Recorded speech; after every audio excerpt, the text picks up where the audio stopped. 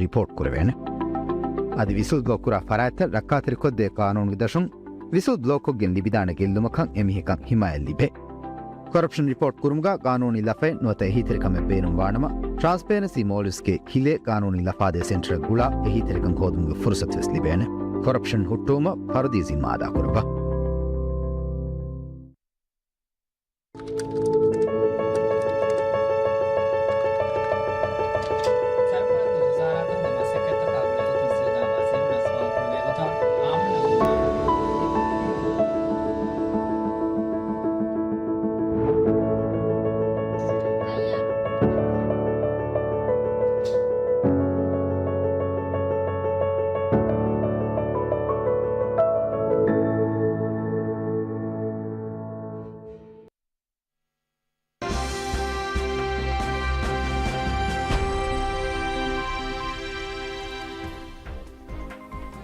Making headlines, President Dr. Mohammad Muiz ratifies the National Debt Bill.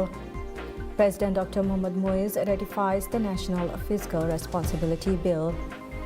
Moody's, the global credit rating agency, reaffirms the Maldives credit rating at CAA2.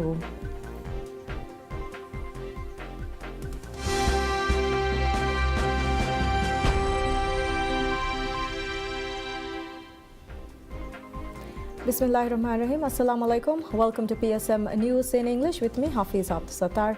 And now the news in detail. President Dr. Mohammad Muiz ratifies the National Debt Bill. The bill was passed by Parliament on November 27, 2024. The Act aims to facilitate, streamline access to debt and similar financial mechanisms, both domestically and internationally, while maintaining robust financial safeguards and minimizing the costs associated with debt servicing. It is designed to ensure that borrowing is undertaken responsibly with minimal long-term impact on the country's fiscal and financial systems, economic development, and the well-being of future generations. Furthermore, the Act outlines strategies for achieving mid-term debt management objectives, specifying the financial instruments that can be used to secure financing. It also establishes transparency mechanisms to ensure accountability in debt management practices. To oversee the government debt and ensure the effective implementation of the Act's provisions, the legislation mandates the creation of a dedicated debt management department. This new department will assume the responsibilities of the existing debt management department within the Ministry of Finance, thereby streamlining and enhancing the approach to managing national debt obligations. Following the ratification, the National Debt Bill has been publicized in the government's gazette and will take effect 6 months from the date of ratification and publication. President Dr. Mohammad Muiz ratifies the National Fiscal Responsibility Bill. This bill was passed by Parliament on November 27, 2024. The government proposed the National Fiscal Responsibility Bill to establish a comprehensive framework for implementing feasible fiscal standards. The primary objective of the law is to ensure all state fiscal operations are sustainable, transparent, and accountable, fostering fiscal discipline such that it aligns with legal and regulatory obligations. Under the new law, the government is permitted to borrow from the central bank to manage cash flow, provided such borrowing does not exceed 2.5% of the average revenue collected over the preceding 3 years. Additionally, the law mandates the Minister of Finance to formulate and submit several key documents to the Parliament, including a fiscal responsibility charter, fiscal strategy statement, budget statement, and a risk statement. The first fiscal responsibility charter formulated under this new law must be published in the Government Gazette within 6 months of the law's ratification. Furthermore, the Auditor General is tasked with preparing reports on the government's implementation of the law provisions, which will be presented to the Parliament. The Parliament, in turn, is responsible for conducting a fiscal impact analysis, evaluating the government performance, and providing recommendations to the government based on its findings. Following the ratification, the National Fiscal Responsibility Bill has been published in the Government's Gazette and will take effect 6 months from the date of ratification and publication. With the enactment of the new law, the current Fiscal Responsibility Act is nullified. Moody's, the global credit rating agency, affirms the Maldives' credit rating at Caa2, signaling confidence in the government's ongoing economic reforms and financial measures. This addition comes after the rating agency adjusted the nation's credit rating from Caa1 to Caa2 in September. Despite the challenges of foreign debt repayments, Moody's have opted not to downgrade the rating further, citing the implementation of significant economic reforms. The agency noted that the government's strong economic measures, including new foreign exchange regulations introduced by the central bank and comprehensive tax reforms, are expected to bolster the country's foreign exchange reserves. These efforts, along with recent successes in securing foreign currency financing, are likely to improve the financial outlook. Notably, the country signaled a currency swap agreement with India in September, valued at $400 million. These steps are expected to provide crucial support for the nation's financial stability. While the credit rating was maintained at Caa2, Moody's cautioned that the nation would face continued challenges related to foreign debt repayments with significant outflows anticipated in the near term. However, the credit agency emphasized that the future stability of the country's credit rating will depend on its ability to secure further foreign currency financing and successfully implement fiscal reforms, particularly those outlined in the 2025 budget approved by the Parliament. Moody's previous downgrade from Caa1 to Caa2 was driven by an accumulation of large debts taken on by previous administrations, the excessive printing of currency, increased demand for foreign currency, and the difficulties in maintaining a stable exchange rate. Nevertheless, the decision to maintain the current rating reflects the government's continued efforts to strengthen the nation's financial position.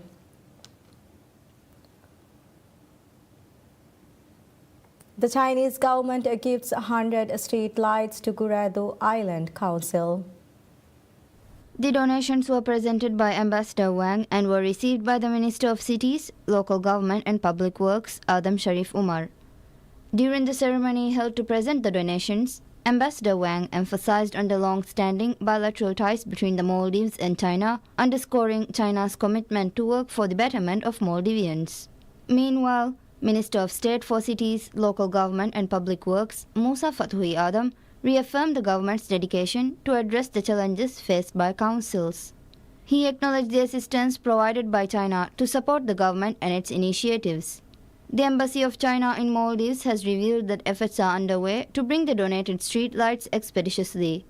It stated that the shipment is scheduled to arrive later this month or early next year.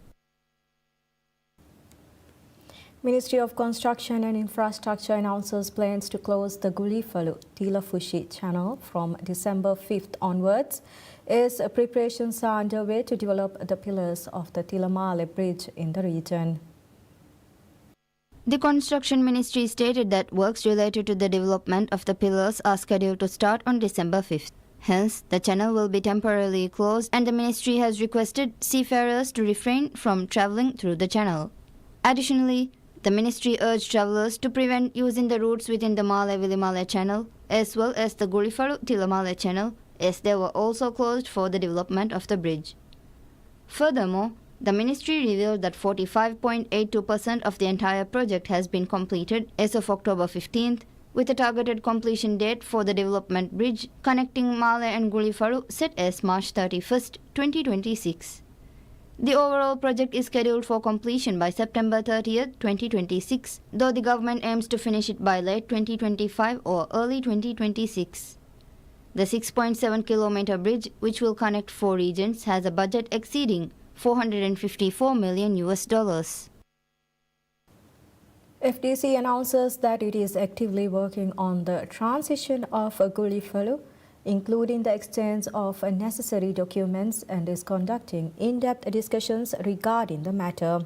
The corporation also revealed that the agreements concerning Gulifalu will be reviewed, while the decision to transfer Gulifalu to FDC has been made, the Cabinet has also decided that FDC will remain a subsidiary of HDC. As a result of this addition, all projects related to social housing will be managed by FDC. Majority of the land of Gullifalu is designated specifically to address housing issues. Under the Bimvaria housing scheme of the previous administration, land plots will be allocated from Gullifalu. Ministry of Agriculture and Animal Welfare warns against taking cats to the pet care facility, Oluhia, without adhering to the established guidelines and regulations. The state-of-the-art pet care facility was established on a 500 square feet land plot in Holumale Phase 2, aiming to address the issue of stray cats. The facility was inaugurated by President Dr. Mohammad Muiz on November 2nd. The pet care facility includes a quarantine area, a clinic, a laboratory and a pharmacy. The ministry disclosed that it had provided guidelines outlining the procedures for bringing stray cats to the facility, along with standard operating procedures, SOPs, plans and recommendations to the Male City Council. However, no response has been received. The ministry further emphasized that transporting cats to the facility without following the SOPs could pose a significant health risk to the animals. The government has identified several shortcomings and potential consequences of the situation.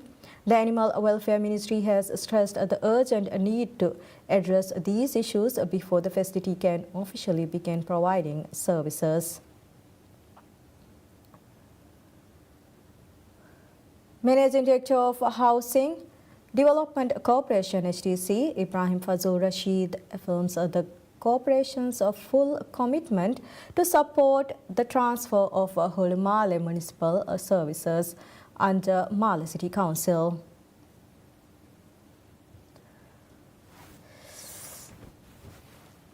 Addressing the media, Managing Director Fazul Rashid stated that the company was only transferring its municipal services to Male City Council. He assured that the corporation will fully support this transition and highlighted that a Memorandum of Understanding (MOU) pertaining to the transfer of the services have been signed as well. Fazul also noted that guidelines have been set following the signing of the MOU. Meanwhile, Deputy Mayor of Male City Council Ahmad Narish stated that financial constraints stands as the biggest challenge the council faces. He revealed the council's goal of providing better municipal services. The transfer of Holumale municipal services under Male City Council is a pledge of President Dr. Mohammad Muiz. Related agreements to achieve this objective were signed in January.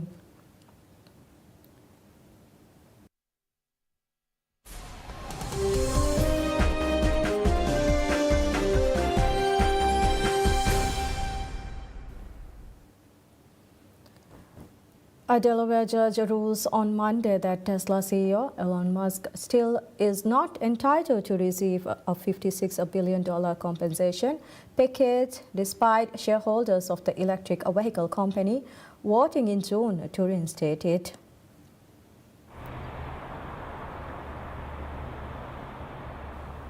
The ruling by the Judge Chancellor Kathleen McCormick of the Court of Chancery follows her decision that called the pay package excessive and rescinded it, surprising investors and casts uncertainty over Musk's future at the world's most valuable car maker.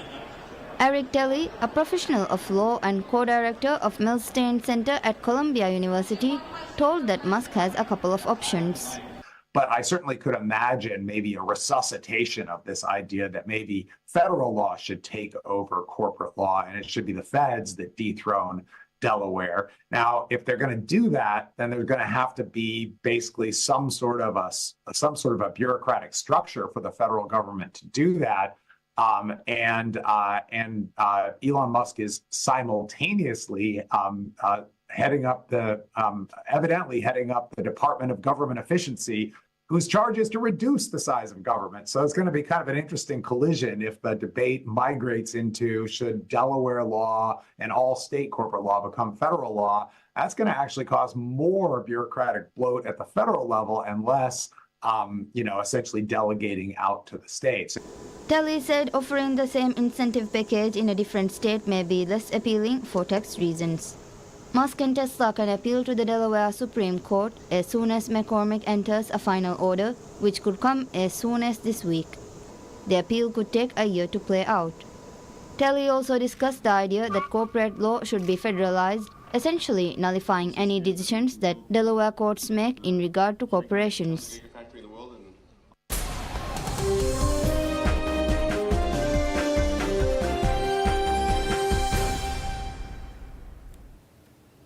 State Department Deputy Spokesperson Vedant Patel said that the United States urges Israel to investigate allegations its airstrikes have killed aid workers in Gaza. Good afternoon, everybody. State Department Deputy Spokesperson Patel said that the United States urges Israel to investigate allegations its airstrikes have killed aid workers in Gaza, expressing outrage over the recent killing of a Save the Children staffer. Asked about the killing of 39-year-old Ahmad Faisal Islam Al-Ghadi in an airstrike on Saturday in Khan Yunis, Patel said Washington was seeking more information about the death. And that humanitarian workers must be protected so they can safely deliver aid, whether it be in Gaza or whether it be truly anywhere in the world. And as I said, the IDF needs to provide additional information about this incident. I'm not going to draw any conclusion on it until we have seen more information and are able to gather the facts. But broadly, we urge Israel to thoroughly and transparently investigate actions like these and take appropriate action in their system, including ensuring accountability for any violations within their system. 2 aid workers were killed in Israeli airstrikes in Gaza on Saturday, with Israel saying it had killed a militant who took part in the October 7, 2023 Hamas attacks on Israel and who it said was employed by a US-based charity. The first was a World Central Kitchen member who was hit in a vehicle in Khan Yunis in southern Gaza. The Israeli military said that he had taken part in the attack in southern Israel and was under surveillance but did not offer any evidence. Later in the day, international aid agency Save the Children also said in a statement that a 39-year-old staffer, who it identified as Ahmad Faisal Islam Al-Ghadi, was killed in an airstrike in Khan Yunis. Is seeking $47 billion in aid for 2025 to help millions fleeing conflict and battling starvation at a time when this year's appeal is not even half funded and aid officials fear cuts from Western states, including top donor the United States under President-elect Donald Trump. The United Nations Office for the Coordination of Humanitarian Affairs hopes to reach around 190 million people in 32 countries next year, including those in war-torn Sudan, Syria, Gaza, and the Ukraine. The UN estimates that 305 million people are in need of humanitarian aid in the world, but the appeal had left out some 115 million people whose needs the agency cannot realistically hope to fund. So the world is on fire. And this is how we put it out. We'll launch the Global Humanitarian Overview this week. And it fills me with a mixture of shame, dread, but also hope. The reality is, as you know well, that we are dealing with a poly-crisis right now, globally. And it is the most vulnerable people in the world who are paying the price. According to UN data, the UN Humanitarian Agency is the 4th biggest appeal in history, with the biggest being $56 billion in 2023. Aid is just one part of the total spending by the United Nations, which has for years been facing a core budget shortfall due to unpaid dues from states. UN data shows Washington is by far the biggest donor to the aid budget, giving over $13 billion so far this year, or over 45% of the total received. During Trump's first term, the US cut some UN budgets, but not to the global humanitarian appeal. Asked specifically about Trump's impact, Fletcher said he doesn't believe that there isn't compassion in these governments which are getting elected, adding that he planned to spend time in Washington engaging with the new administration.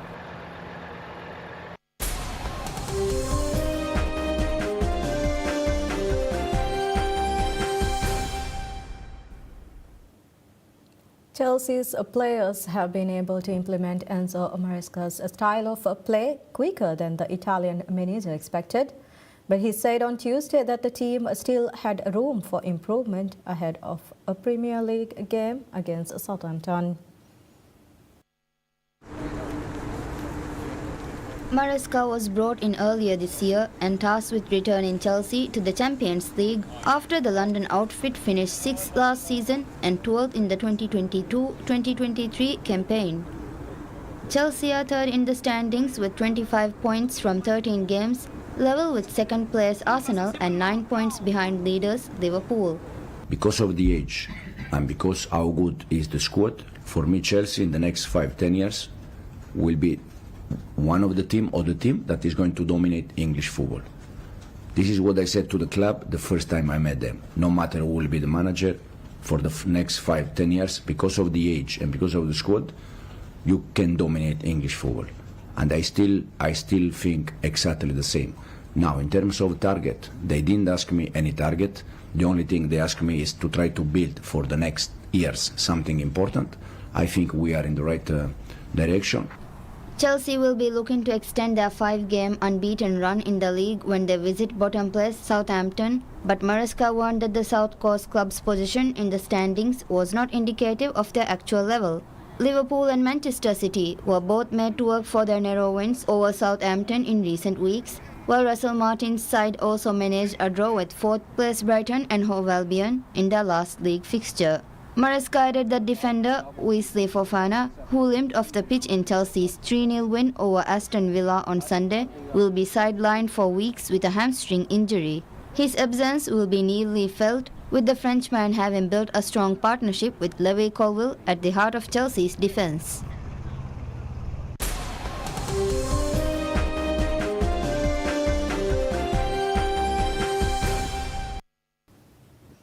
A portrait of the French poet Arthur Rimbaud, drawn by fellow poet Paul Verlaine, has been sold for €585,000 in an auction in Paris on Monday.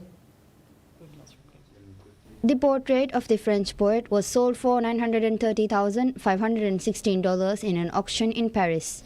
The poet smoking a pipe is one of the 17th century poet's best-known images, having been chosen by Verlaine as the front cover of Rimbaud's complete poems, but the original had never been shown in public.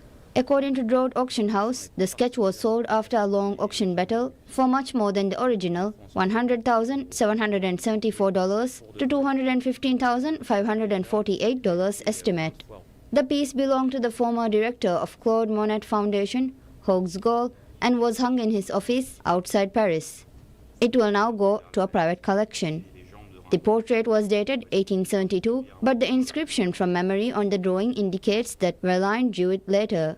The two well-known French poets who met in 1871 had a tumultuous love affair, with Verlaine trying to kill Rimbaud by shooting him.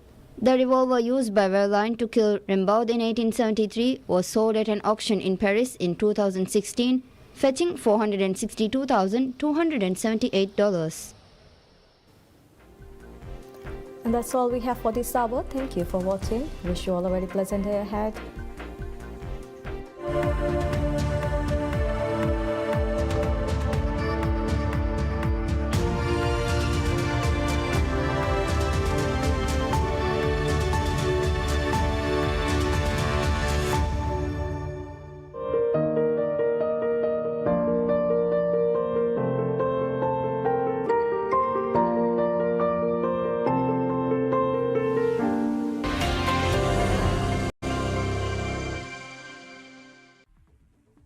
For over 30 years, we have been getting stronger and faster.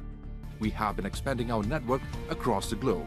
In the Middle East and Northern Africa, we have Sister Union, Arab States Broadcasting Union, sharing news with us daily. In Europe, we exchange news with over 60 different European broadcasters, and in America, CNN receives news materials from AVN and broadcasts them all over the world. Asian news is changing faster and having more of an impact on global affairs than ever before. The new internet platform has made it easier to contribute and access current news events, and the rise of membership participation has led to a dramatic increase of items being exchanged over the last year. So join us as we document history in the making. Asia Vision. Asian news through Asian eyes. AVN, every Thursday night at 11 o'clock on PSM News.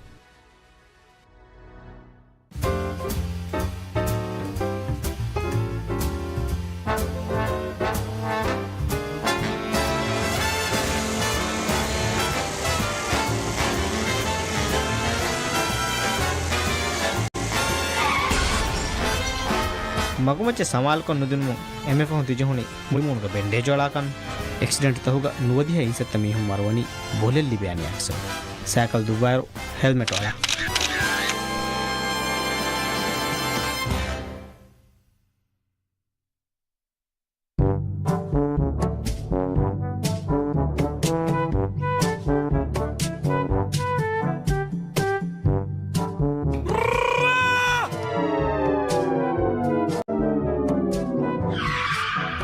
කදේමෙන් දෙමියෝ මිහාර තියුලනි බිදා එතරිය වන්නන්ත ආකුතන් අස් මේ නිකුන්නන් ඔන්න ජාගයේ මේ වීල්චෙයාර් බේ සර්වාදන් ඔන්න මේ slope ආදාලා පොන්න ජාගා මගේ කම්ම තිමියෝන නිලා කරගල මේ වෙබ්බස් පිකපක ගෝලියෙන් ගලනේ කියනෝ අව මෙතන නිකුමනකමට එකක් වර්තම දිමාකුරි දෙම් මීන මෙයාර මිජාගේ එක ගහන නුවද වේනේ මේ වීල්චෙයාර් ඇචි දාන් ඔන්න තනකේ එහෙම් මෙවන මිමියෝ මෙහෙ දෙකොත නහදාරේ මගු කංකම් මතීග විකොතන් ආස් සාකල් නුපහට්ටා රේ රංගලෝ කම නූනේ එබ රංගලෝ කොල්දාන మీ జమాంతకే వందెన్ హల్లు నువ్వై గెతొరుగ మස්සలయ తాబద ఇరాదుక ಹಲ್ಲು ಹಲ್ಲು ಕೊದ್ದೆ ಅಳಗಣ್ಮೆಂಗೆ ಮೀ ರಾಜ್ಯಗ ತರಗ್ಗಿಗೆ ಗಿನ ಮಶ್ರೂತಕ್ಕೆ ಕುರಿಯಂಗೆ ಬಗೆಂದೆ